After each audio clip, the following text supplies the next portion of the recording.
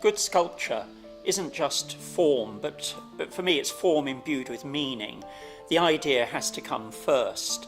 The way in which you interpret it in a piece of sculpture is a response to an idea. Ideas come from many different sources, from poetry, from books, from philosophical concepts, from moments in time, from life experiences. There are all sorts of things that can actually stimulate an idea which you then want to encapsulate in a piece of sculpture.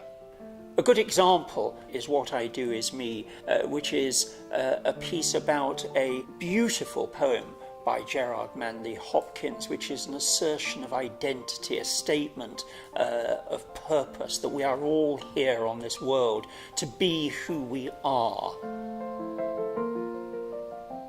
Neither form nor meaning by itself is enough. A good sculpture must deserve to be looked at forever. It's not just for a day. It must be looked at, capable of being looked at time and time again. For that reason, the indefinable concepts of beauty and mystery are important elements, ideas that take people beyond the immediate into some new journey. The materials I use to create my pieces are directly determined by the idea and the finished form. It's one of the characteristics of my work that I try to give it a small footprint so that you get a sense of lift and flight, of weightlessness, even though the material may be bronze. Surface is so important to a work. You have to decide whether you're going to leave the marks of the tool or your own hands on the finished form.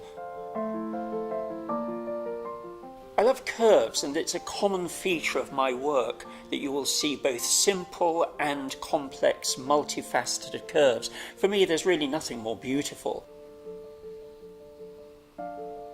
I've created a number of pieces around the theme of conception. For me, it's a really interesting moment, that moment when life begins. One of the things that I think is important about art, and sculpture included, is the way it can speak to common experience. And one of those things that defines us all is that moment of conception, the moment when life begins. Leap into Life is a piece which speaks to that fact that every time we take a decision in life, we commit ourselves. From the moment we're born and we leap out into this world, we are committed. I love both figurative and abstract sculpture. It's one of those eternal struggles that I have with myself. Some people have a particular voice. I think I have two voices. I have that abstract form which focuses on simplicity and curve and line, and I have figurative which responds to an idea. Sometimes with sculpture, the challenge is the time it takes.